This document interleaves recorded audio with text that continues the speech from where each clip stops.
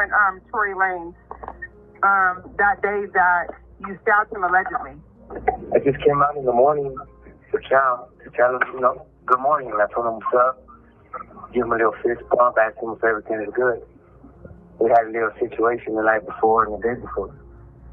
So what was the situation the night before and the day before? So I heard some rumors that he was trying to put money on my head. He felt uncomfortable living next to me.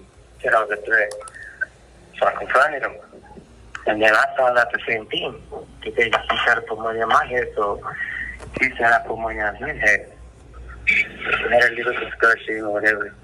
So the next morning, that night, he said some kinds of crazy. So the next morning, I came out to see if everything was good. His phone, talked to him. He said, yeah, so I was going back into my cell. And when I looked back, instead of going to cell, he was walking towards my door. He stood in front of my cell, looked at his boys, made his little smirk.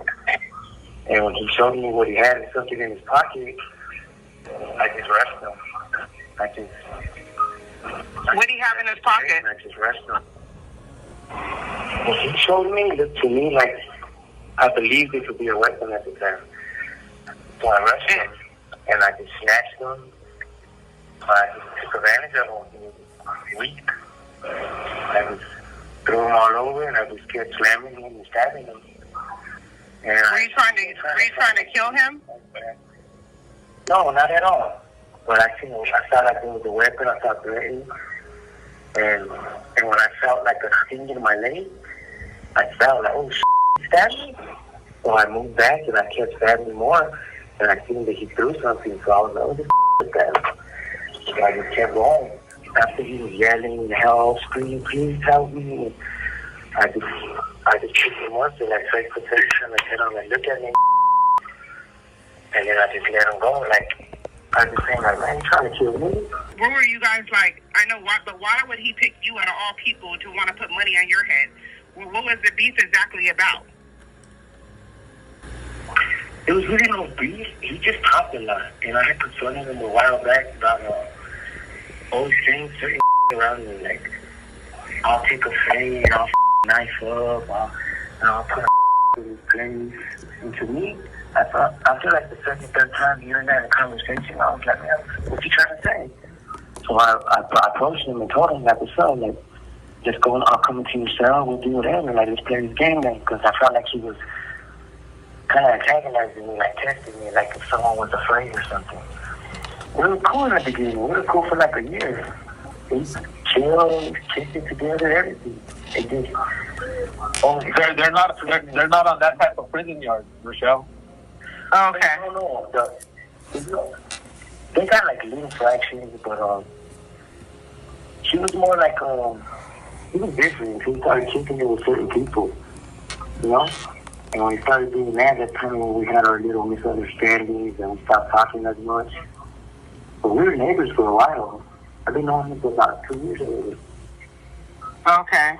And during the situation when you and him grew a friendship? Yeah, we were cool. We chilled, we ate, we drank, we partied, kicked it. Yeah, we were good. How much did the guy tell you that he paid to have you killed to get off the yard? Oh, he said double whatever I was offering, but I never made that offer. That's what I didn't understand. He said that someone told him I offered people money to get rid of him. So he said he would give that person double and some dope and stuff. But truth be told, I never offered no money. Like, why would I offer somebody something I could do? It didn't make sense. But once he yelled and made threats and I'll have you killed and, I'll have a run up to your cell, all that comments and I felt like, all right, you're threatening my life. Like, there's nothing else to do but confront you. And that's what happened the next morning. I asked him, are we cool? He said, yeah, it's cool. And when I went to my cell, he followed me.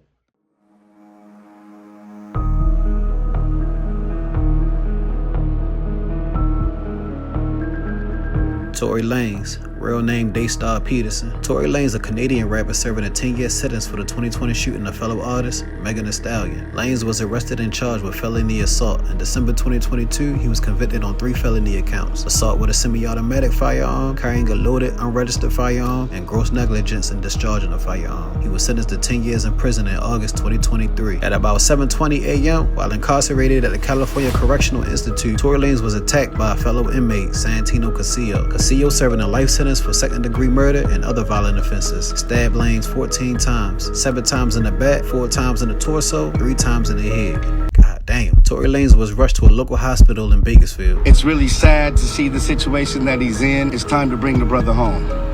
Santino was incarcerated at the California Correctional Institution. Casillo has a history of violent offenses, including a 2008 conviction for assaulting a fellow prisoner with a deadly weapon and 2018 conviction. Following the incident, Santino was placed in a restricted housing pending investigation. Tory Lanez's attorneys filed a petition for commutation of the sentence, citing concerns for his safety. Megan Thee Stallion and her legal team refuted claims of new evidence suggesting Tory Lanez's innocence, emphasizing that all the pertinent information had been presented during the trial. The incident reignited debates on social media, with some artists and fans expressing support for Megan, while others questioned the fairness of Tory Lanez's trial. So me personally, I think a lot of that interview was cat. Wack 100 just said in the interview that Tory is in prison, feeding a lot of the inmates, taking care of them, putting money on their books, etc., etc. Yet he's in prison getting stabbed 14 times and nobody there to help him. So you mean to tell me this man in here feeding inmates, putting money on their books, taking care of them? That's what he said. He said Tory in there taking care of niggas. Yet he in there getting stabbed and nobody come to his defense. That's fucked up. If that's true, that's fucked up.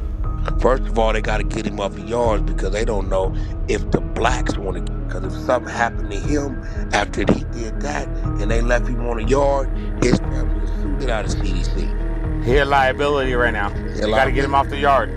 He's going somewhere different. I've been said that shit a long time ago. That street code shit. That shit is to have niggas' minds conditioned. And I've never been to jail, but if it's some type of rule going on through jail, nigga pulling out a knife, you know you mind your business. I mean, yeah, you know you don't want to be in niggas' business, but nigga just say he in there feeding everybody. And nobody came to his defense to help him out. That's fucked up. When celebrities go to jail, I thought the prison job was to make sure that celebrity is not necessarily taken care of, but ain't nothing gonna happen to him because it's gonna bring attention and pressure on the jail. Yet he in there getting stabbed up. And then the person doing the stabbing doing a whole interview with TMZ a week later. That's crazy to me. So y'all tell me, y'all believe Santino? Y'all think this was gang affiliated? Y'all think Tory in there beating his chest? Conspiracy theorists think that this was a hit to take out Tory.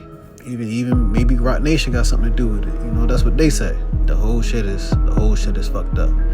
One thing for sure, I ain't trying to go to jail. I be trying to get up out of there too.